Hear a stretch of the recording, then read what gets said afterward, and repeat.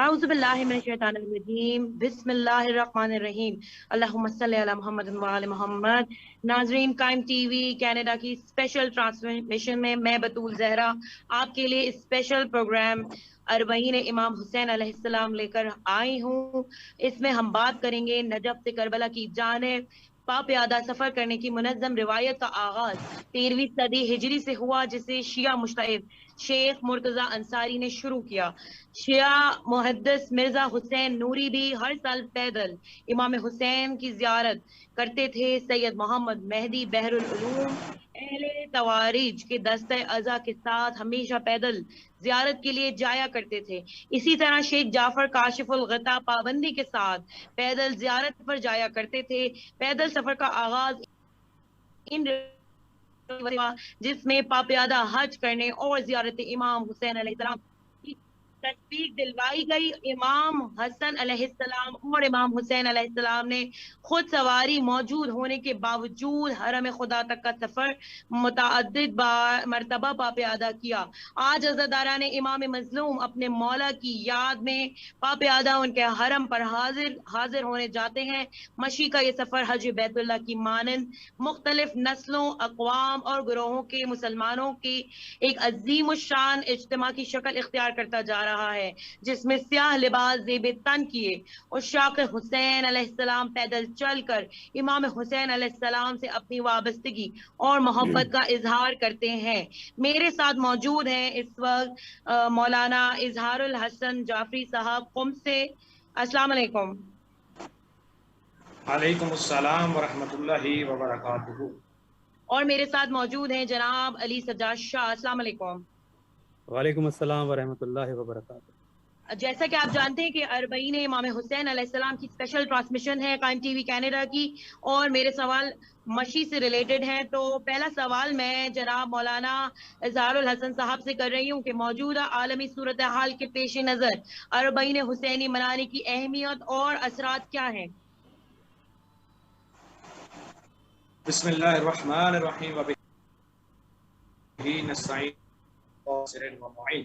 جی، موجودہ صورتحال میں اربعین حسینی علیہ السلام کی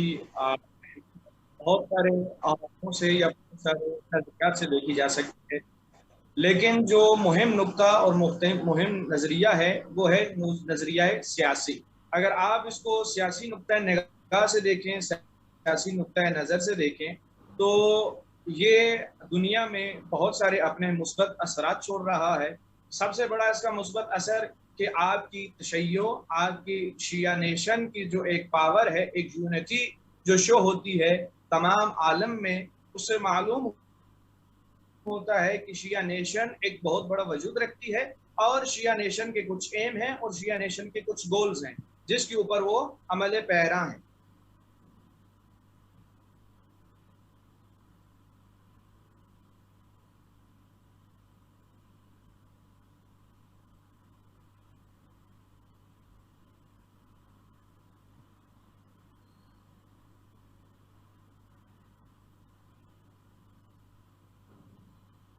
جی، اسی طرح سے میرا سوال ہے اب جناب علی سجاد شاہ صاحب سے۔ علی سجاد شاہ صاحب، مجھے یہ بتائیے کہ نجف سے کربلا پیدل مشی میں دنیا کے لیے کیا پیغام ہے؟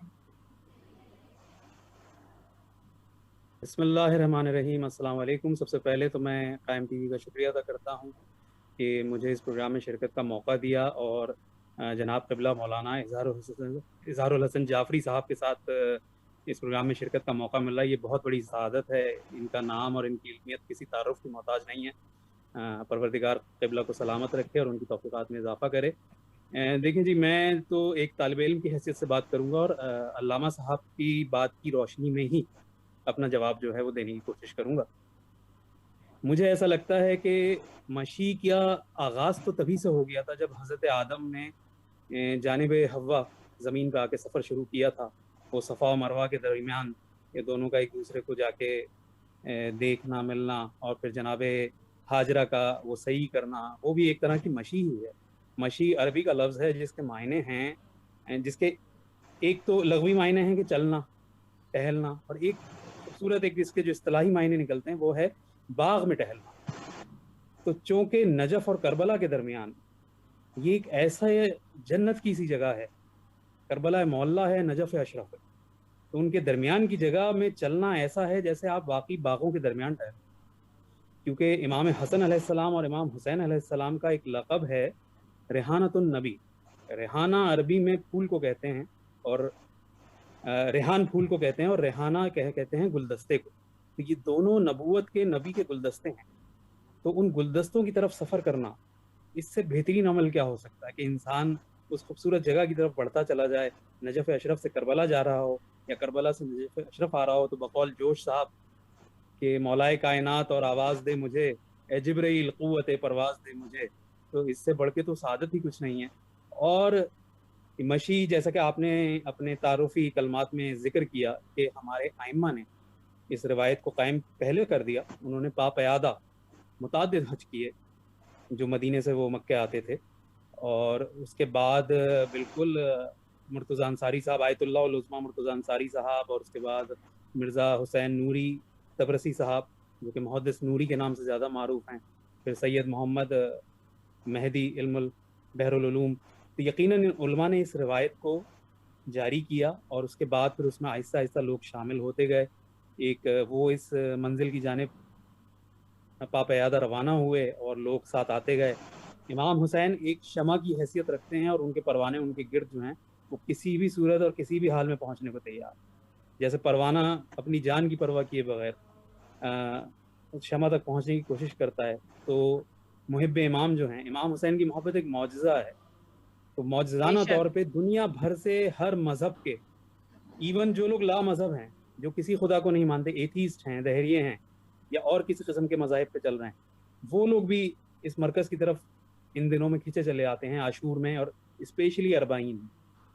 تو یہ ایک بڑی سعادت ہے، میں سمجھتا ہوں یہ مشی جو ہے، بالکل مولانا صاحب نے درست بات کہی کہ یہ عقیدے کا سفر بھی ہے، عقیدت کا سفر بھی ہے، اور سیاسی سفر بھی ہے، کہ اس میں جیسے کہ حج میں ہم ایک جہاں پہ احکام الہی بجا لاتے ہیں، وہاں ہم ایک سیاست کا بھی اس کے اندر عنصر شامل ہے، اسی طرح مشی میں ایک سیاست کا بھی عنصر شامل ہے، اور سیاست بمعنی حکمت ہے۔ آج کل ہمارے معاشرے میں سیاست کے معنی جو ہیں وہ غلط ہو گئے ہیں، مکاری ہو گئے ہیں، ایسا نہیں ہے، سیاست بمعنی حکمت، اور حکمت مومن کا گمشدہ خزانہ ہے، رسول اکرم کی حدیث ہے کہ جہاں سے ملے وہاں سے لے۔ بہت خوب اسی کے ساتھ جو ہے وہ میرا اگلا سوال جو ہے وہ مولانا صاحب سے۔ مولانا صاحب، آپ کیا سمجھتے ہیں کہ عالمی سطح پر تشیع کی پیش رفت اربعین حسینی کا کیا کردار ہے؟ جی، عالمی سطح پر تشیع کی پیش رفت میں اربعین حسینی کا بہت بڑا رول ہے، کہ جیسے میں پہلے عرض کر چکا ہوں کہ سیاسی حوالے سے آپ ایک پاور شو کرتے ہیں، اپنے وجود کا اظہار کرتے ہیں کہ تشیع کا وجود باقی ہے، اور نہ کبھی ختم ہونے والی قوت اور نہ کبھی ختم ہونے والی قوم ہے۔ آپ دیکھیے کہ دشمن آج ان چیزوں سے خوفزدہ ہے، کروڑوں کے اجتماعات ہونے کے باوجود بھی آپ کو وہ میڈیا کوریج کے جو ایک چھوٹے سے اجتماع کو دی جاتی ہے وہ نہیں دی جا رہی۔ اس کے پیچھے سدباب ہیں، اس کے پیچھے اسباب ہیں۔ اس کی وجہ سب سے بڑی یہ ہے کہ دشمن خوفزدہ ہے کہ اگر میں ہو سکتا ہے آپ کے ان پروگرامات کو یا آپ کی مسیح کو کوریج دے دوں، تو میرا یہ جو پیغام، تشیع کا جو پیغام ہے، جو کربلا کا پیغام ہے، وہ دنیا کے ہر کونے تک پہنچ جائے گا۔ آپ دیکھیے کہ مسیح کی بدولت، جیسے کہ آیت اللہ شیخ زکزکی کا بنایا ہوا ایک رکھا ہوا سیٹ اپ، کے جیسے نائجیریا کے اجتماعات نے گورنمنٹ کو، وقت کی جو باطل حکومت ہے، اس کو گھٹنے ٹیکنے پر مجبور کر دیا۔ اسی طرح عراق کے اجتماعات نے داعش کو گھٹنے ٹیکنے پر مجبور کر دیا۔ بالکل۔ تو بیسیکلی اربعین حسینی کا بہت بڑا رول ہے عالمی سطح پر تشیع کی پیش رفت میں، کہ وہ تشیع کے وجود کو باقی رکھنے کا ایک ذریعہ ہے، اور تشیع کے وجودگی کا اظہار ہے، کہ جس سے دشمن آج نہ صرف کہ آپ کے فقط اس پروگرامات یا اس مشی کی وجہ سے خوفزدہ ہے، بلکہ اس مشی کے ذریعے جو پیغامات دنیا تک پہنچائے جا رہے ہیں ان کے لیے بھی خوفزدہ ہے، کہ کہیں ایسا نہ ہو کہ ان کے ایران کے بعد یا شام کے بعد یا مثلا لبنان عراق کے بعد کسی نائجیریا انقلاب برپا نہ ہو جائے، اسی طرح کے اجتماعات کسی اور ملک میں نہ ہو جائیں۔ کیوں؟ اس کو پتا ہے کہ اگر یہی اجتماعات دوسرے ممالک میں شروع ہو جاتے ہیں تو حسینی فکر، حسینی مشن ہے، ہر شخص اس سے منسلک ہونا شروع ہو جائے گا۔ صحیح اسی کو کنٹینیوٹی میں سوال کو میں علی سجاد شاہ صاحب سے کروں گی کہ اربعین حسینی کے دشمن کون ہیں اور ان سے کس طرح سے جو ہے وہ نپٹا جا سکتا ہے؟ دیکھیں یہ اربعین حسینی کے دشمن اور فکر حسینی کے دشمن، جیسے کہ علامہ صاحب ابھی عرض کر رہے ہیں، بالکل درست کہہ رہے ہیں کہ یہ جو طاغوتی نظام ہے جو کہ الہی نظام کے مقابل چل رہا ہے، ایک ملوکاتی نظام ہے جس کے اندر ملوکیت آ رہی ہے اور طاغوتی نظام ہے، اس میں صرف چہرے بدلے ہیں، اصل نظام کی روش وہی ہے جو چل رہی ہے، اور یہ فکر حسینی ہی ہے جو اس نظام کے خلاف آج بھی برسر پیکا ہے، آج بھی آواز بلند کرتی ہے۔ افتخار عارف صاحب نے بہت خوب کہا تھا کہ حسین تم نہیں رہے، تمہارا گھر نہیں رہا، مگر تمہارے بعد ظالموں کا ڈر نہیں رہا، وہ کہیں کا بھی ہو، کسی طرف کا ہو، کسی نسب کا ہو، جو تم سے منحرف ہوا معتبر نہیں رہا۔ تو فکر حسینی آج بھی جو ہے وہ استغاثہ حسینی آج بھی حال ہے، آج بھی تازہ ہے۔ حل من ناصر ینصرنا کی جو آواز ہے وہ کبھی بھی حال ماضی میں نہیں جائے گی، وہ ہمیشہ حال میں موجود رہے گی، اس لیے کہ یہ استغاثہ آج بھی ہے کہ آج بھی جہاں جس جگہ پہ ہو، معصوم فرماتے ہیں کلو یوم عاشورہ کلو ارض کربلا، یعنی اس کے معنی یہ ہیں کہ ہر دن کو عاشور کا دن سمجھو اور ہر زمین کو کربلا کی زمین سمجھو اور کلمہ حق بیان کرو جس جگہ پہ بھی ہو۔ یہی وجہ ہے کہ آج دنیا میں کہیں کسی قسم کی کوئی بھی تحریک جب چلتی ہے تو اس تحریک میں مثال جو ہے وہ حسین بن علی علیہ السلام کی دی جاتی ہے۔ اور طاغوتی طاقتیں جو ہیں وہ ہمیشہ سے استعماری طاقتیں، صہیونی طاقتیں ہمیشہ سے چاہیں گی اور چاہتی رہی ہیں اور چاہ رہی ہیں کہ کسی بھی طریقے سے ذکر حسینی کو مٹا دیں، فکر حسینی کو ختم کر دیں، مگر یہ ہو نہیں سکتا۔ فانوس بن کے جس کی حفاظت خدا کرے، وہ شمع کیا بجھے گی جسے روشن خدا کرے۔ جی اس سے کس طرح سے نپٹا جا سکتا ہے؟ اسے اس طرح سے نپٹا جا سکتا ہے، میں یہ سمجھتا ہوں میرے محدود علم کے مطابق کہ ہم ائمہ کی تعلیمات پر عمل کریں، ہم ان کے بتائے ہوئے رستے کو مضبوطی سے پکڑ لیں۔ وہ جو قرآن میں اللہ کی رسی ہے، وہ اللہ کی رسی ائمہ طاہرین ہے، رسول خدا ہیں، رسول خدا سے ایک سلسلہ ہے امام مہدی تک۔ ہم اگر اس رسی کو، ہدایت کی رسی کو مضبوطی سے تھام لیں گے تو ہم بالکل ان سے نمٹ سکتے ہیں۔ یہ صہیونی طاقتیں، یہ طاغوتی طاقتیں ہمارے سامنے کوئی حیثیت نہیں رکھ سکتی، اس لیے کہ جنگ جو ہوتی ہے وہ اسلحے سے یا فوجیوں کی تعداد سے نہیں جیتی جاتی۔ آپ دیکھ لیجئے کہ ہزاروں لاکھوں کے مقابلے میں 72 کامیاب ہو۔ کامیاب کیا چیز ہوئی؟ کامیاب سوچ ہوئی ہے، کامیاب فکر ہوئی ہے، فکر حسینی کامیاب۔ آج یزیدی فکر کے نام لیوا لوگ موجود ہیں، اس نام کو لے کے وہ تشیعوں کے خلاف کام کر رہے ہیں، ان کے خلاف سازشیں کر رہے ہیں، مگر وہ ناکامی کا شکار ہیں اور انشاءاللہ آگے بھی رہیں گے۔ ہمیں ضرورت ہے کہ ہم فکر حسینی کو مضبوطی سے تھام لیں، مولا کائنات علی بن ابی طالب علیہ السلام کی تعلیمات پہ حرف بحرف عمل کریں، ان کی زندگی کے جو اسلوب ہیں، جو انہوں نے ایک بشریت کے تقاضے کے ساتھ گزارے، ہم ان کو اپنی ذات کے اوپر تاریخ، ہم ولایت کو صرف لفظی طور پہ نہیں، ولایت کو اپنے اوپر عملی طور پہ نافذ کریں تو ہم یقیناً دنیا و آخرت دونوں میں سرفراز رہیں۔ بہت خوب علی سجاد شاہ۔ میرا سوال ہے مولانا صاحب سے۔ مولانا صاحب، جیسے کہ ظہور امام کے اوپر انہوں نے بات کی، تو مجھے بتائیے تعجیل ظہور امام مہدی علیہ السلام کی زمین سازی میں اربعین حسینی کے کردار کی اہمیت کیا ہے؟ جی، ظہور امام زمانہ عجل اللہ فرجہ الشریف کی زمینہ سازی میں اربعین حسینی کی بہت زیادہ ایک گہرا اثر ہے اور بہت ایک اہم پہلو ہے۔ وہ یہ کہ اربعین حسینی ہمیں فقط جو ہے ایک یونٹی یا مشی کرنے کا درس نہیں دیتا، اس کے علاوہ ہمیں معرفت امام بھی سکھاتا ہے۔ معرفت امام سے مراد ایسا ہے کہ جب ایک انسان نجف سے کربلا کا سفر کرتا ہے اور اپنے ذہن میں یہ لے کے چلتا ہے کہ میں نے امام کی قدم بوسی کرنی ہے، ٹھیک ہے جی، تو اس کے ذہن میں جب یہ لفظ آتا ہے کہ مجھے امام کی قدم بوسی کرنی ہے، اس کے لیے وہ تمام تر مشکلات اٹھانے کو تیار ہوتا ہے اور وہ سفر کرتا ہے اور بالآخر امام کی بارگاہ میں پہنچتا ہے اور قدم بوسی کا شرف حاصل کرتا ہے۔ تو یہ مشی ہمیں امام کی معرفت سکھاتی ہے۔ امام کی معرفت سے مراد یہ نہیں ہے کہ مثال کے طور پہ ہم اس سفر میں کیا کھاتے ہیں، کیا پیتے ہیں، کیسے اٹھتے ہیں، کیسے بیٹھتے ہیں، ایسا نہیں ہے. اس سے مراد یہ ہے کہ جب انسان اپنے گھر سے چلتا ہے تو اپنے آپ کو یہ دیکھ کر چلے, اپنے آئینے میں اپنے آپ کو یہ دیکھے کہ میرے اندر دنیا کی بہت ساری بیماریاں موجود ہیں, بہت سارے وائرسز موجود ہیں جس میں بغض ہے, کینہ ہے, کسی سے نفرت ہے, دشمنی ہے, کچھ بھی ہے, میں یہ لے کر اپنے ساتھ چل رہا ہوں.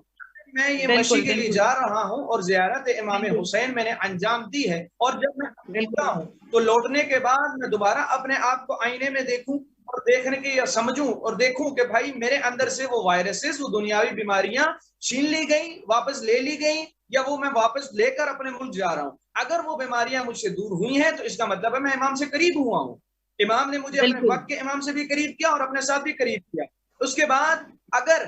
میں وہ بیماریوں سے نجات نہیں حاصل کر پایا تو اس کا مطلب ہے کہ میں نے معذرت کے ساتھ اپنے وقت کا ضیاع کیا ہے. اس اور تو گویا ہمیں اس سفر میں امام سے قربت کے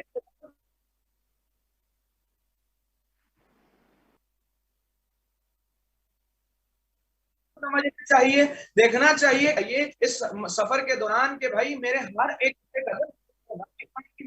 میرے زبان سے نکلے ہوئے ہر لفظ کے اوپر میرے وقت کے امام کی نگاہ ہے. تو مجھے معلوم ہونا چاہیے جو میں لفظ ادا کروں اس سے میرا وقت کا امام راضی ہونا چاہیے, میں جو قدم اٹھاؤں اس سے میرے وقت کے امام کو راضی ہونا چاہیے. اور دوسری چیز جو بہت ضروری ہے وہ یونٹی ہے, اتحاد ہے, کہ ہمیں زمینہ سازی کے لیے سب سے پہلی چیز جو ضروری ہے تشیع میں کہ اتحاد قائم کرنا,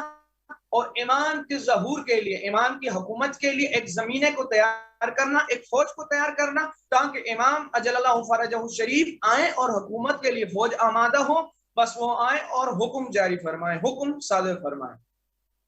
بہت خوب مولانا صاحب, بہت بہترین آپ نے اس کو ڈسکرائب کیا ہمارے لیے. زیارت پر جانے کے لیے بے شک معرفت بہت ضروری ہے. ہمیں جو ہے وہ دشمن قدم قدم پر جو ہے وہ, کیونکہ اس کا ثواب ہر قدم پہ 70,000 جو ہے وہ مقبول حج ہے, تو شیطان چاہتا ہے کہ انسان جو ہے وہ ثواب اس کو حاصل نہ کر سکے, اور وہ قدم قدم پہ انسان کو بہکاتا ہے. اب جیسے وہاں پر مشی میں جو ہے وہ بہت سارے طرح کے جو ہے وہ کھانے پینے کے وہ لگے ہوئے ہوتے ہیں, اسٹالز لگے ہوئے ہوتے ہیں, تو لوگوں کو جو ہے وہ لوگوں کی سہولت کے لیے رکھے گئے ہیں. اگر ہم جا کے وہاں کھانے پینے میں اور اس کو اس طرح سے کرنے میں لگ جائیں گے تو ہم اپنی بالکل معرفت کے ساتھ زیارت بہت زیادہ ضروری ہے, اور معرفت کے ساتھ زیارت بہت زیادہ ضروری ہے. اسی کے ساتھ جو ہے میں اپنا اگلا سوال جناب علی سجاد شاہ سے کر رہی ہوں کہ یہ بتائیے کہ آخر ایسا کون سا جذبہ ہے کہ انسان اتنا لمبا سفر طے کر کے امام حسین کی زیارت کے لیے کربلا آتا ہے؟ دیکھیں, تاریخ انسانی میں جب ہم غور کرتے ہیں تو طاغوتی طاقتوں کے خلاف, اپنے وقت کی سب سے ظالم و جابر حکومتوں کے خلاف جن لوگوں نے علم جہاد اعلانیہ بلند کیا, ان میں ہمیں تاریخ میں نام ملتا ہے, سقراط کا نام ملتا ہے, اس کے بعد حضرت عیسیٰ کا ذکر ملتا ہے کہ جو اپنے وقت کی ظالم حکومتوں کے خلاف کھڑے ہوئے, انہوں نے خروج کیا. اور اس کے بعد امام حسین کا نام اس میں سب سے نمایاں. اس کی وجہ یہ ہے کہ جو قربانیاں امام حسین نے دیں اور جس کاز پہ دیں, وہ کاز سقراط میں تو بہت جگہ پہ ہمیں مسنگ نظر آئے گا, کیونکہ ظاہر ہے وہ دین حقہ پہ نہیں تھا, مگر اس نے اپنے وقت کی ظالم حکومت کے خلاف خروج کیا.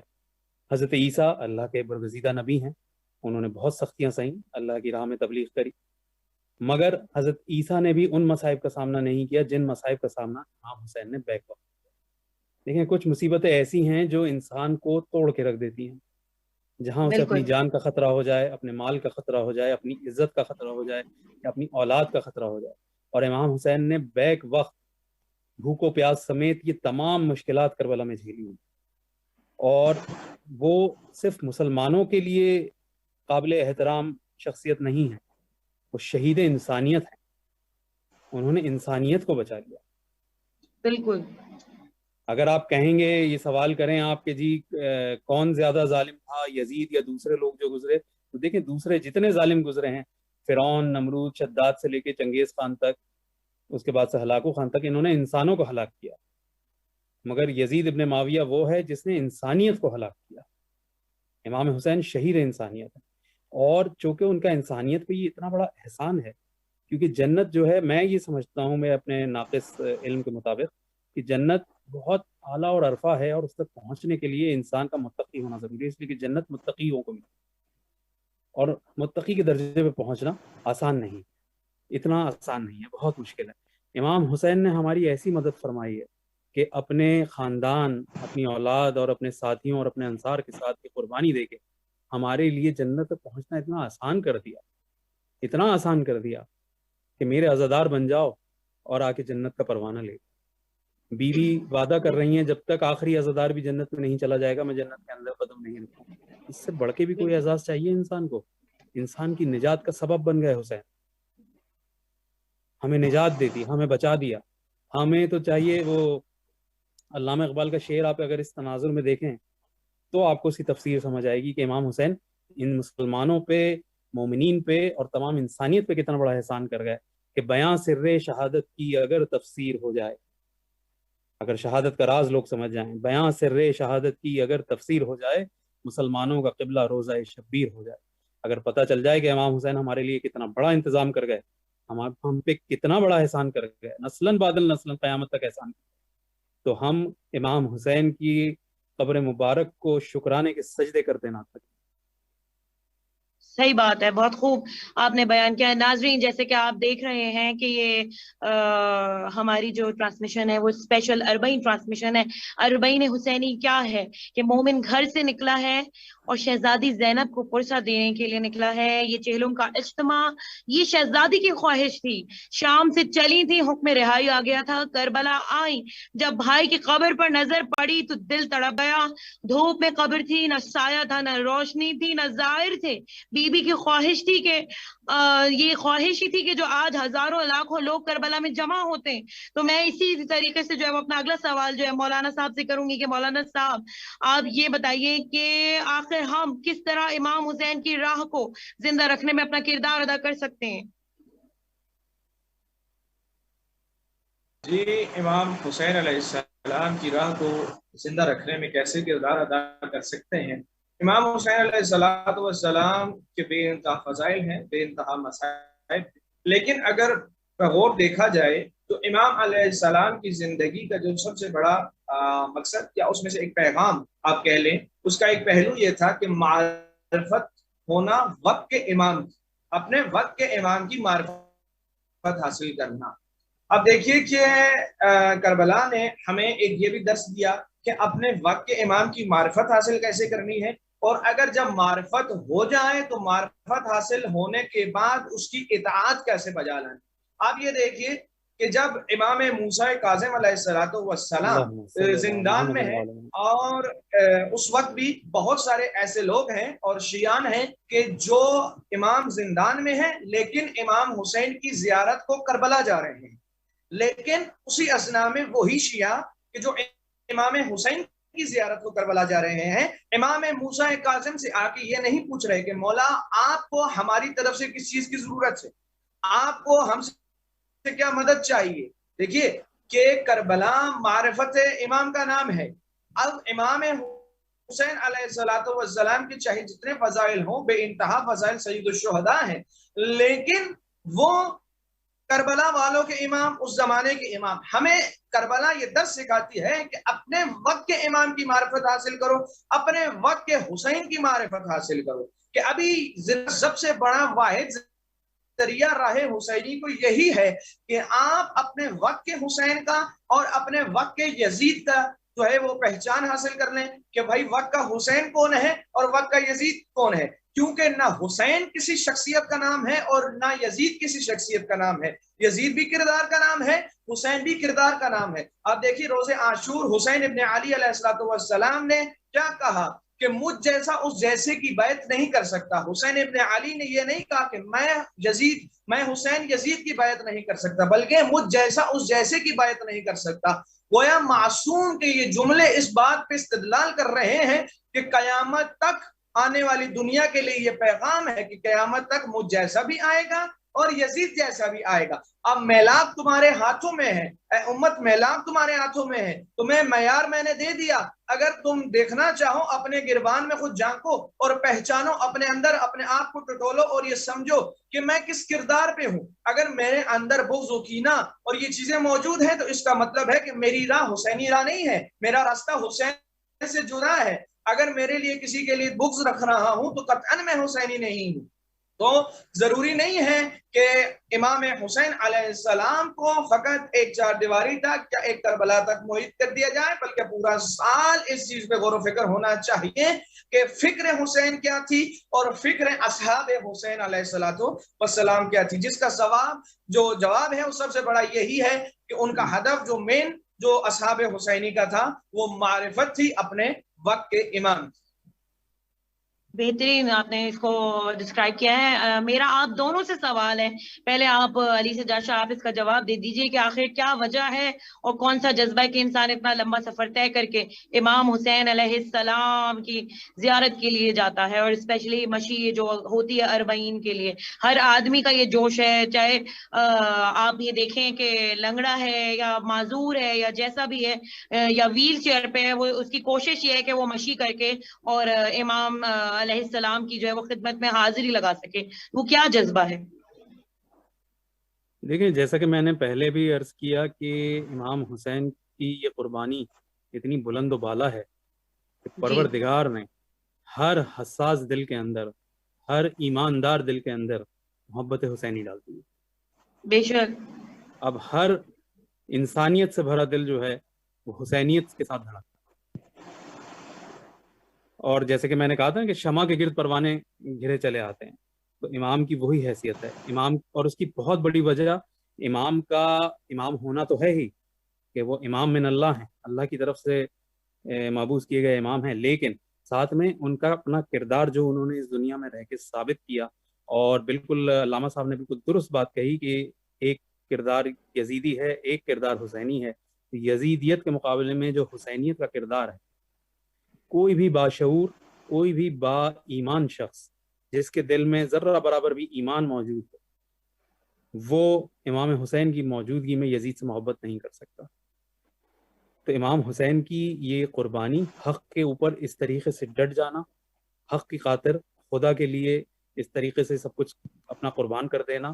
ساتھ میں اپنے اہل و عیال کو بھی اس طریقے سے ساتھ رکھنا کہ نہ امام حسین نے دین کے لیے دنیا چھوڑی، نہ دنیا کے لیے دین چھوڑا، اور ہمارے لیے ایک مثال بن کے دکھایا کہ دیکھو باطل کے سامنے کیسے قیام کرتے ہیں۔ تو یہ ہم ان کی محبت میں اور ان کی معرفت میں اور ان کی شکرانے کے طور پہ ان کے روضے پہ جاتے ہیں کہ ایسے اللہ کا شکر ادا کریں کہ اس نے ہمیں ایسے رسول، ایسے ائمہ دیے کہ جس کا ہم کتنا بھی شکر کریں وہ ناکافی رہے گا ہمیشہ کے لیے۔ اور پھر اس کی ایک بڑی اہمیت میں یہ بھی سمجھتا ہوں کہ چونکہ 40 کے دن اہل حرم جو ہیں وہ رہا ہو کے واپس پہنچے تھے کربلا، تو یہ دن بہت اہمیت رکھتا ہے۔ یہ تاسی جناب زینب ہے، ان کی پیروی ہے 40 پہ کربلا پہنچ جانا، اور یہ اصحاب رسول کی بھی پیروی ہے، کیونکہ جناب جابر بھی جو ہیں وہ بھی 40 کے قریب ہی کربلا پہنچے، اور وہ پہلے ظاہر ہیں امام حسین کی قبر، اور جناب جابر بن عبداللہ انصاری کا رتبہ کس سے ڈھکا چھپا ہے کہ رسول کے جلیل القدر اصحاب میں شمار ہے ان کا۔ دیکھیں، جو بھی تحریک چلتی ہے اس کے 2 پہلو ہوتے ہیں، ایک پیغام اور ایک پیغام خونی، یعنی ایک حسینی ایک زینبی۔ جو لوگ شہید ہو چکے ہیں وہ حسینی کہلائیں گے، اور جو زندہ ہیں انہیں زینبی کردار ادا کرنا چاہیے، ورنہ یزیدی کہلائیں گے۔ بقول علامہ اقبال، حدیث عشق میں 2 باب است کربلا و دمشق، حدیث عشق میں 2 باب است کربلا و دمشق، یکے حسین رقم کر دو دیگر زینب۔ ایک باب امام حسین نے رقم کر دیا اور دوسرا کہ کیسے قربانی دی جاتی ہے، اور دوسرا باب جناب زینب نے رقم کر دیا کہ اس قربانی کو دوام کیسے دیا جاتا ہے، اس عزاداری کو کیسے قائم کیا جاتا ہے۔ یہ عزاداری باطل کے خلاف آج بھی احتجاج ہے، یہ اس باطل نظام کے خلاف احتجاج ہے جو بعد رسول قائم کر دیا گیا۔ آج بھی یہ عزاداری جو ہے، یہ امام حسین کا قیام جو ہے، یہ یزیدیت کے منہ پہ ایک تماچا ہے۔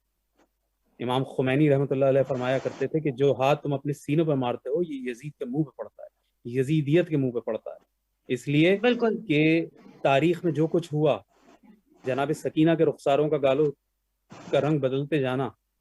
اس پہ مصطفیٰ زیدی کہتے ہیں کہ جس ہاتھ سے تھپڑ پڑے وہ ہاتھ ایک کردار تھا، ایک شخصیت نہیں سمجھیے،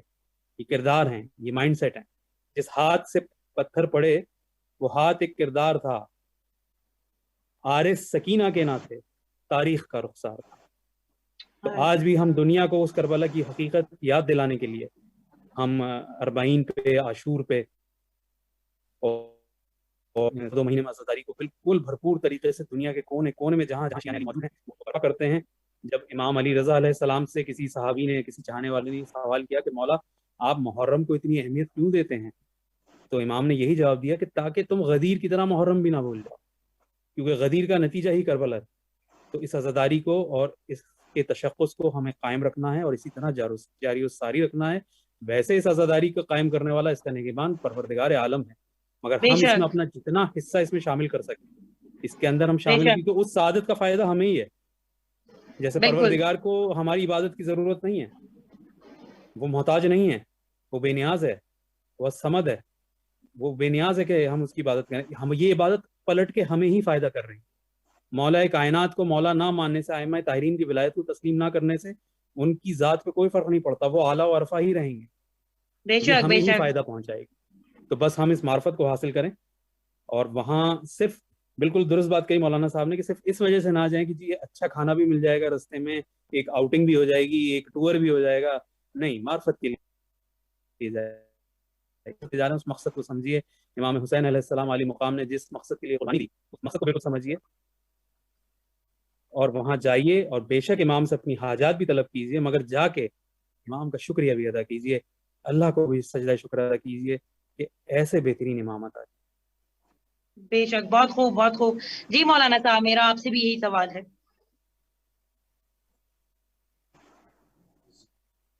سوال دوبارہ فرمائیے گا.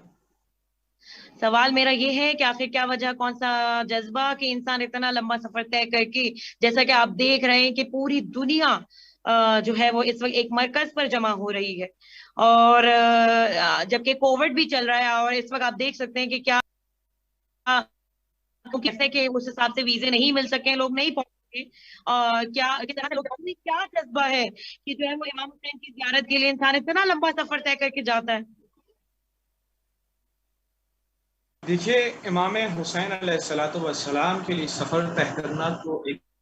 علیحدہ موضوع ہے، لیکن اگر آپ اس کو دنیا میں مثال لیجیے تو ایک انسان کے جو دنیا کے کسی مقصد کو حاصل کرنے کے لیے یا دنیا میں کسی چیز کو جب اپنا مقصد قرار دیتا ہے تو اس کو پانے کے لیے وہ دنیا میں بہت ساری مشکلات کا سامنا کرتا ہے، دنیا میں بہت سارے لوگوں سے لڑ جاتا ہے، دنیا میں بہت سارے طوفانوں کا سامنا کرتا ہے، کیونکہ اس کو اپنی منزل نظر آ رہی ہوتی ہے، اس کی نگاہ صرف اپنے منزل پر. اور یہ بات جو یہ مسئلہ ہے، یہ چونکہ عشق حسینی سے مرتبط ہے، تو جو عاشق ہوتا ہے اس کی نگاہ فقط حسین ابن علی پر ہوتی ہے، ان کی قدم بوسی پر ہوتی ہے. تو اس کو یہ مطلب نہیں ہوتا ہے کہ میرے راستے میں کیا مشکلات آئیں گی، میرے راستے میں کیا مسئلے پیش آئیں گے یا کیا ہوگا. وہ اس جذبہ عشق سے کہ جو اس کے دل میں ہے، کیونکہ ہر انسان اس کو ایک علیحدہ نقطہ نظر سے لے سکتا ہے. ہم تو چونکہ ابھی باہر بیٹھے ہیں تو ہماری مثال ایسے ہی ہے کہ جیسے ایک بندہ سمندر کے کنارے میں بیٹھ کے تیرنے والے کا نظارہ کر رہا ہو اور اس کو ایک اندازے سے کہہ رہا ہو کہ ہو سکتا ہے پانی اتنا ٹھنڈا ہوگا یا اتنا گرم ہوگا. اصل جو بات ہے وہ وہی بتا سکتا ہے کہ جو خود تیراک ہے، جو خود سمندر میں موجود ہے. اب کئی دفعہ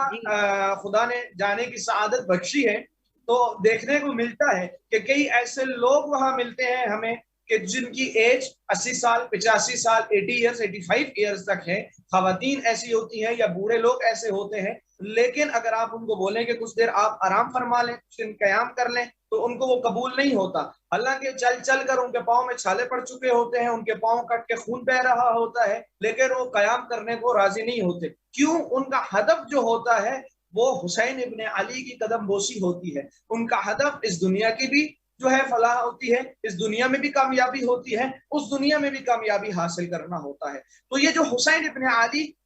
پر اپنا تمرکز جمع لینا ہے، یہ کیا حسن کی بات ہے اور کیا ہی کمال کی بات ہے کہ جیسے ایک انسان، ایک اندھا اپنی بینائی کی تلاش میں ادھر ادھر جائے اور اپنی منزل کا بالآخر پہنچ جائے۔ اسی طرح ہماری مثال بھی ایسے ہے کہ جیسے برادر نے کہا کہ پروانہ شمع کی تلاش میں نکلتا ہے اور کھچا چلا جاتا ہے، کبھی کہیں ٹکراتا ہے، کبھی کہیں گرتا بھی ہے، لیکن بالآخر اس کا جو اختتام ہوتا ہے وہ شمع کے ساتھ پیوست ہونے کے بعد ہی ہوتا ہے۔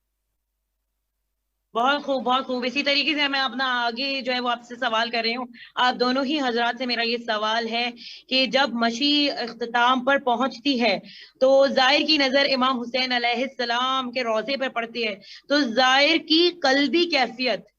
کیا ہوتی ہے؟ تو پہلے آپ علی سجاد شاہ بتائیے۔ دیکھیں، اس کیفیت کو الفاظ میں بیان کر پانا تو بہت مشکل ہے، اس لیے کہ بالکل یہ ایسی کیفیت ہے، ایسے جذبات ہوتے ہیں کہ جب کوئی طالب اپنے مطلوب کے پاس پہنچ جائے، جب کوئی عاشق اپنے محبوب کے پاس پہنچ جائے، جیسے کوئی سائل عطا کرنے والے کے پاس پہنچ جائے،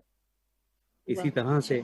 کوئی عاشق امام جب امام کے در پہ پہنچتا ہے اور اس کی پہلی نظر جب روزے کے میناروں اور گنبد پہ پڑتی ہے،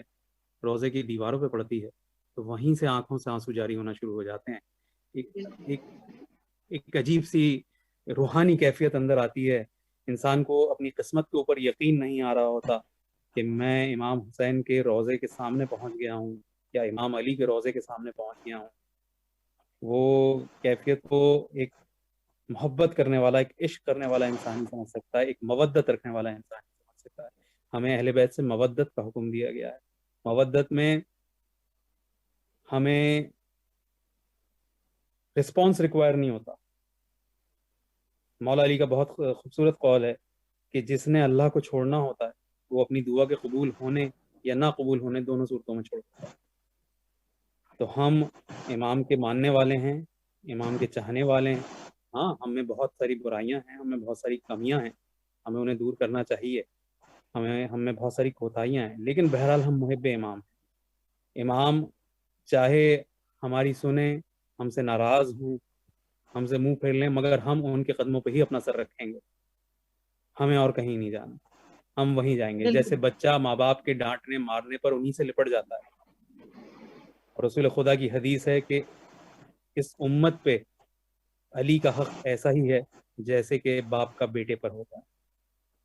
اور جب بات سے مولا علی کی ہو تو صرف بات مولا علی تک محدود نہیں رہتی، اس میں باقی کے 11 ائمہ شامل ہوتے ہیں۔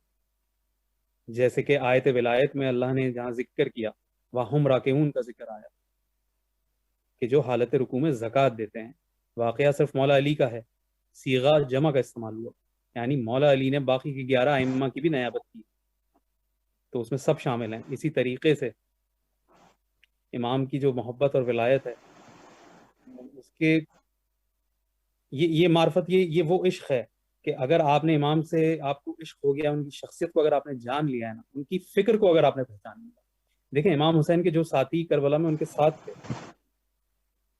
وہ کس وجہ سے امام کے ساتھ تھے؟ کسی ظاہری رکھ رکھاؤ کی وجہ سے ساتھ تھے؟ کیا وہ امام کے کسی سٹیٹس کی وجہ سے ان کے ساتھ تھے، دنیاوی سٹیٹس کی وجہ سے ان کے ساتھ تھے؟ نہیں،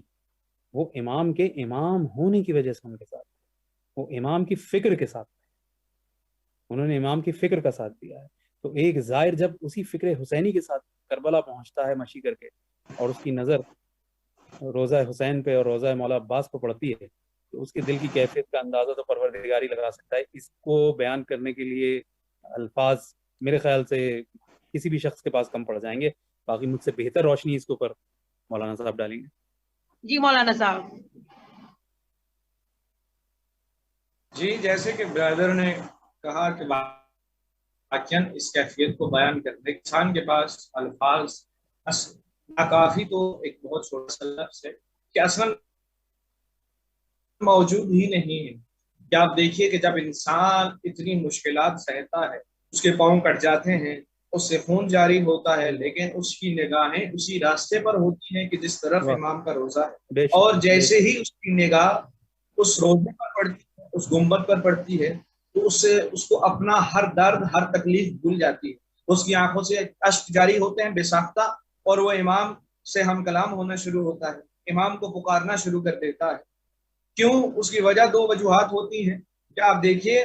کہ ہمارے یہ ذہنوں میں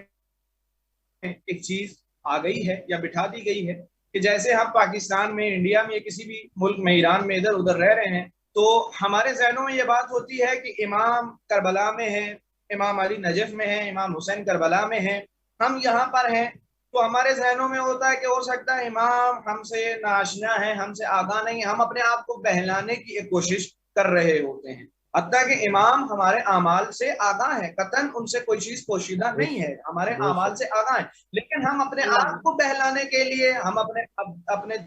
دل کو تسکین دینے کے لیے ایک مثلا بہانہ سا بنا لیا ہے کہ امام وہاں تک محدود ہیں، لیکن جب انسان اس گنبد کے پاس جاتا ہے اور اس کی نگاہ اس گنبد پہ پڑتی ہے تو اس کے ذہن میں سب سے پہلا سوال یہی آتا ہے کہ جس امام سے میں زمانے بھر میں چھپتا پھر رہا تھا، آج اسی کے سامنے میں آ کے کھڑا ہو گیا ہوں، تو اب میں کس چہرے سے یا کس شکل سے اس مولا کا سامنا کروں گا کہ جو امام میرے اعمال سے آگاہ ہے۔ پھر انسان کو وہ بات یاد آتی ہے کہ میں اس در پہ آ گیا ہوں، اس در پہ آنے کے بعد ہو سکتا ہے میرے لیے معافی کا دروازہ کھول دیا جائے، ہو سکتا ہے امام میری شفاعت کر دے، امام میرے گناہوں کو بخشوا دے، ایک وسیلہ بن جائے، انسان کو اپنی مناجات کی طرف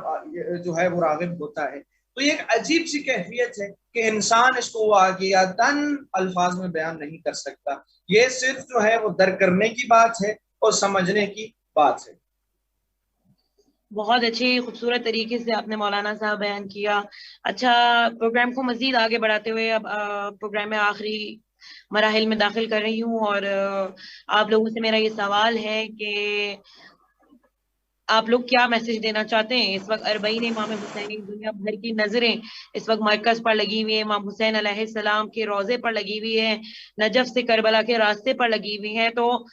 بہت ساری کوتاہیاں ہماری طرف سے بھی کی جا رہی ہوتی ہیں، وہاں پر وہ لوگ خدمت کرنے میں ظاہر کی کوئی کمی نہیں رکھ رہے ہوتے۔ آپ کو وہاں موچی بھی مل جائے گا، بلکہ اس طرح بھی دیکھا گیا ہے کہ ایک صاحب کا چشمے کا وہ کیا کہتے ہیں جو ڈوری ہوتی ہے وہ ٹوٹ گئی، وہ کیا ہوئی، تو وہ بہت اریٹیٹ ہوئے اس ٹائم پہ کہ ڈوری، اب یہاں دکان ہے، یہاں پر اس چشمے کی ڈوری نہیں ملے گی۔ ان کا یہ سوچنا تھا کہ ایک آدمی آیا اور آ کے اس نے ان صاحب کو چشمے کی ڈوری دے دی۔ وہ زمین ہے، وہ معجزاتی زمین ہے، وہاں قدم قدم پر آپ کی خواہشات اس طرح پوری ہو رہی ہوتی ہیں۔ خود مجھے کافی لوگوں نے سنایا ہے، جیسے کہ کسی کو ضرورت پڑی کہ جی ٹیشو نہیں تھا اور اوس پڑنے کی وجہ سے جو ہے وہ نزلہ جاری ہو گیا تھا، اور اسی لمحے جو ہے وہ خیال آیا کہ ہے ٹیشو اب بیگ میں نہیں ہے، ختم ہو گئے تو کیا کریں۔ تو آدھی رات کا وقت تھا، اس آدھی رات کے وقت میں ایک بچہ آیا اور اس نے جو ہے وہ ٹیشو دیا، تو وہ واقعی معجزات کی زمین ہے۔ تو جب وہ اتنی ہماری مہمان نوازی کر رہے ہیں تو ہمارا وہاں پہ کیا فرض بنتا ہے؟ ہم کیا اپنے ملک کو بحیثیت ہم شیعہ، بحیثیت پاکستانی، کوئی بھی قوم ہو، وہ کیا میسج دے رہی ہے؟ آپ ہمیں کیا کرنا چاہیے؟ آپ اس بارے میں ہمارے ناظرین کو جو ہے وہ ایک میسج دیجیے پلیز مولانا صاحب جی۔ جی، سب سے پہلے آپ نے بہت اچھا سوال کیا، جو ہماری قوم تک پہنچنا ضروری ہے، سوالوں کے جوابات۔ دیکھیے، بہت سارے لوگ وہاں پہ جاتے ہیں اور دیکھنے میں آیا ہے، خود بھی میں ہمارے ہاں اربعین پہ ایران میں جمکران میں موقف لگایا جاتا تھا خدا میں زائرین کی خدمت کے لیے، شعبہ خدمت زائرین کی طرف سے، تو اس میں دیکھنے میں یہ آتا ہے کہ بہت سارے لوگ ایسے ہوتے ہیں کہ جن کا ہدف، میں یہ نہیں کہتا کہ وہ غلط ہیں یا وہ ایک علیحدہ سچویشن ہے، لیکن اپنے ہدف کو معین کرنا بڑا ضروری ہے کہ میں اگر یہاں آیا ہوں تو کس لیے آیا، یہ چیز بہت ضروری ہے کہ میں آیا ہوں امام کی معرفت حاصل کرنے، میں آیا ہوں یہاں انجوائمنٹ کرنے، وقت ٹائم پاس کرنے، میں آیا ہوں یہاں پہ دکھانے کے لیے کہ بھائی میں بھی اب ظاہر ہو گیا ہوں، اب میں بھی زیارت سے ہو کے آ چکا ہوں، یہ دکھلاوے کے لیے، تو یہ ہدف معین کرنا سب سے پہلے بہت ضروری ہے۔ دوسری بات جو بہت ضروری ہے کہ آپ دیکھیے، ایک شخص جو چلتا ہے پاکستان سے اس لیے کہ بھائی میں جاؤں اور امام کی زیارت کروں، وہاں پہنچتا ہے، اتنی رش میں، اتنی بھیڑ میں، اس کے ذہن میں ایک سوال آتا ہے کہ میں جاؤں اور زری کو چوموں۔ یہ سمجھے گا، نقطہ بہت سمجھنے کی ضرورت ہے کہ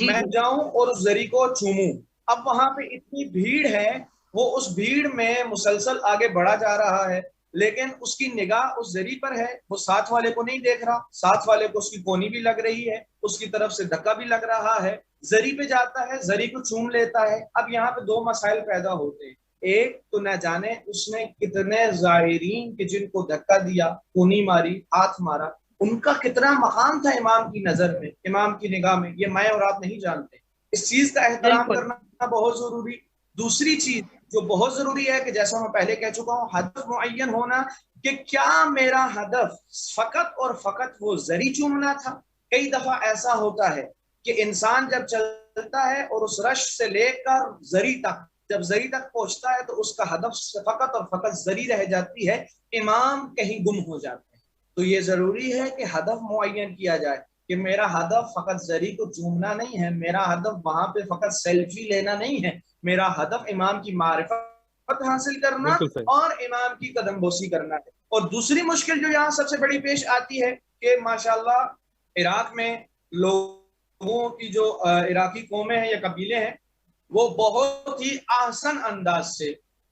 ہمارے جو زائرین ہوتے ہیں ان کی خدمت کرتے ہیں، اور جو کچھ بن پڑتا ہے وہ ان کو دے دیتے ہیں۔ حتیٰ کہ ایک عربی ہمارے دوست سے، کربلا کے رہنے والے، تو وہ ہمیں بتاتے تھے کہ ہمارے قبیلے کے ہاں یہ رواج ہے کہ جب کوئی لڑکی شادی ہو کر آتی ہے تو اس کے جہیز کا سامان ہم استعمال نہیں کرتے تب تک کہ جب تک کوئی زائر آ کے اس کے جہیز کا سامان کو استعمال نہ کرے، اس کے بالکل بعد ہم بالکل اس کو جی استعمال کرتے ہیں۔ تو آپ دیکھیے جی وہ آپ جی کو کتنی، اب ہمارا ایسا ایک پاکستانی اور ایک حسینی ہونے کے ناطے یہ فرض بنتا ہے کہ ہم فقط تبرک کی جمعہ میں یا تبرک کو اکٹھا کرنے میں نہ لگے رہیں۔ ایسا بھی ہوتا ہے کہ مثلاً وہاں پہ جو کھانے ملتے ہیں بعض اوقات وہ آپ کے ٹیسٹ کے مطابق نہیں ہوتے، دیکھنے میں بہت حسین ہے لیکن آپ کے ٹیسٹ کے مطابق نہیں ہے، آپ جاتے ہیں اور وہاں سے بہت سارا اٹھا لیتے ہیں، جمع کر لیتے ہیں۔ میں نے اپنی آنکھوں سے دیکھا، بہت ساری جمع کر لیتے ہیں، اب جب وہ کھاتے ہیں ان کو ٹیسٹ پسند نہیں آتا تو وہی کھانا وہ وہاں پہ اشغال میں جو جس کو کہا جاتا ہے ڈسٹ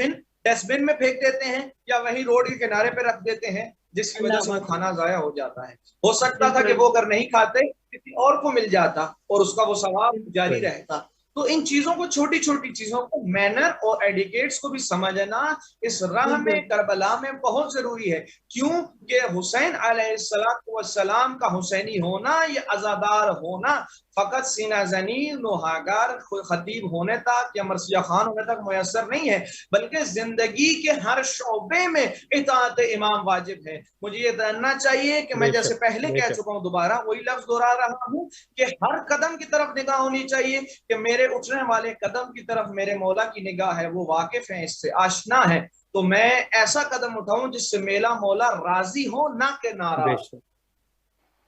بہت خوب میسج دیا آپ نے ہمارے ناظرین کو۔ جی علی سجاد صاحب۔ مولانا صاحب نے بہترین میسج دیا اور بالکل درست بات کہی ہے کہ وہاں جانے والے ہر زائر اس بات کا بالکل خیال رکھنا چاہیے کہ جس طریقے سے وہ لوگ زائر امام حسین کی میزبانی کرتے ہیں، جس میں وہ اپنا دن رات ایک کر دیتے ہیں، دل و جان سے، اپنے مال سے اس طریقے سے زائرین کی خدمت کرتے ہیں، اس کا اجر تو انہیں اللہ ہی دے گا۔ لیکن ہم پہ بھی یہ ذمہ داری عائد ہوتی ہے کہ دیکھیں ہر شخص جو ہے نا وہ اپنے ملک کا نمائندہ ہے۔ آپ اگر وہاں جا کے کوئی بھی غیر اخلاقی حرکت کرتے ہیں، کوئی بھی بری حرکت کرتے ہیں، تو وہ صرف آپ کی ذات تک محدود نہیں، وہ اس سے آپ کی پوری قوم، آپ کے پورے ملک کی عزت پہ حرف آتا ہے کہ جی یہ قوم ایسی ہے، یہ قوم ایسا کرتی ہے۔ اور ایسا لوگ کرتے ہیں وہاں جا کے اکثر، کہ وہاں جا کے جو ابھی مولانا صاحب نے نشاندہی کی ہے کہ رزق کا ضائع کرنا، کیونکہ وہ عربی کھانوں کے ٹیسٹ کے عادی نہیں ہوتے، وہ بالکل مختلف ذائقہ ہے۔ جو لوگ عرب ملکوں میں رہے ہیں وہ عادی ہیں، لیکن جو یہاں سے اکثریت جاتی ہے وہ عادی نہیں ہے، تو وہ ان کھانوں کو لے تو لیتے ہیں، جمع کر لیتے ہیں، لیکن ان سے نہ وہ پھر کھائے جاتے ہیں نہ پیے جاتے ہیں، وہ ضائع کرتے ہیں۔ یہ رزق کو ضائع نہیں کرنا ہے۔ تو اور اسی طریقے سے جتنے اخلاق کا مظاہرہ وہاں پہ آپ کو استقبال کرنے میں کیا جا رہا ہے، آپ کو بھی ویسا ہی اخلاق ان کے لیے دکھانا ہے، آپ کو بھی ان کے لیے ویسی ہی عقیدت اور ویسی ہی محبت دکھانی چاہیے، نہ کہ آپ اپنے آپ کو سپیریئر سمجھنے لگیں کہ میں اگر ظاہر حسین ہوں۔ بے شک ظاہر حسین کا رتبہ بہت بڑا ہے، مقام بہت بڑا ہے، مگر سب سے بڑی چیز جو ہے معیار کیا ہے؟ معیار ہے تقویٰ، معیار ہے مکارم اخلاق، اسوائے حسنہ۔ جس شخص میں یہ نہیں ہوں گے تو پھر تو وہ ظاہر کی کیٹیگری سے ہی باہر نکل جائے گا۔ بالکل بالکل امام اس کی زیارت کو کیسے قبول کریں گے؟ چھٹے معصوم سے جب یہ سوال کیا کسی صحابی نے کہ مولا امام حسین کی قبر مبارک کی زیارت کا ثواب جو ہے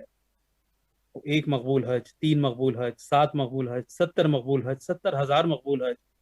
ایک ہی کوئی تعداد بتا دیتے؟ تو امام نے بہت خوبصورت جواب دیا. امام نے کہا کہ دیکھو یہ تعداد اس لیے مختلف ہیں کہ یہ آنے والے کی نیت پہ انحصار کرتا ہے. جو بھی مولانا صاحب نے کہا کہ اس کی نیت اور اس کا ہدف کیا ہے، کہ وہ وہاں سے کتنا حاصل کرتا. حسین کا فیض کرم تو جاری ہے، یہ جانے والے کی ثواب دید ہے کہ وہ اس میں سے کتنا حاصل کر پاتا ہے. امام کا علم، امام کا عرفان، امام کا کرم، امام کا فیض وہ تو ہر لمحے جاری و ساری، امام حسین سے لے کے امام مہدی تک. ہم اسے کتنا لے پا رہے ہیں یہ ہماری ثوابدید، ہماری معرفت کے اوپر ہے. بالکل ناظرین، جیسے کہ آپ لوگ بہت ہی خوبصورت پروگرام دیکھ رہے تھے، اسپیشل ٹرانسمیشن 40 امام حسین علیہ السلام میں. ہم نے اس میں بہت سارے سوالات کیے اپنے مہمانوں سے. سب سے پہلے تو میں بہت شکر گزار ہوں مولانا اظہار الحسن صاحب کی کہ انہوں نے اپنا قیمتی وقت نکالا اور قائم ٹی وی کینیڈا کو دیا، اور سید علی سجاد شاہ صاحب کی بھی بہت شکر گزار ہوں کہ انہوں نے اپنا قیمتی وقت نکالا اور بہت اسپیشل میسیجز بھی دیے اور 40 امام حسین کی اہمیت اور مشی کی اہمیت بتائی. ناظرین، پروگرام ختم کرنے سے پہلے میں بھی اپنا ایک لاسٹ میسج دینا چاہتی ہوں، اور وہ یہ ہے کہ آپ جب جائیں تو لازمی اپنے ملک کا جھنڈا لے کے جائیں تاکہ پتہ چلے اور اخلاق کے ساتھ جائیں. اور ضروری نہیں ہے کہ وہاں کی مینجمنٹ ہی صفائی کرے. جب آپ کچھ دیکھیں کوئی ایسی چیز تو آپ بھی اس کی جو ہے وہ صفائی کر سکتے ہیں، اٹھا سکتے ہیں. پلس وہ آپ سے کوئی اجر، کوئی اجرت، کوئی پیسہ نہیں مانگ رہے. کم از کم جو معصوم بچے کھڑے ہوئے ہوتے ہیں مشی کے دوران، آپ کوئی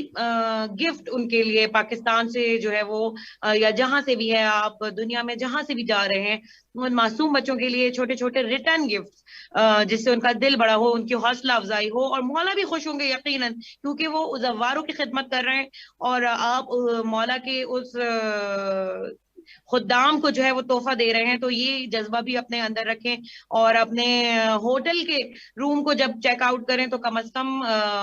اس حق سے نہیں چیک آؤٹ کریں کہ جی ہم یہاں پر اب ڈیرا ڈال کے بیٹھ گئے تھے. ہمیں بالکل یہ چاہیے کہ ہم ان چیزوں کا خیال رکھ کے چیک آؤٹ کریں کہ وہ یہ کہیں، عراقی قوم یہ کہے کہ یہ کون سے ملک سے آئے تھے، یہ پاکستان سے آئے تھے، یہ یہاں سے آئے تھے، تو یہ اتنے بہترین اخلاق کے مالک تھے. یہ ہمیں قدم قدم پہ سیکھنے کی ضرورت ہے. یہ ایک چھوٹا سا میسج ہے میری طرف سے.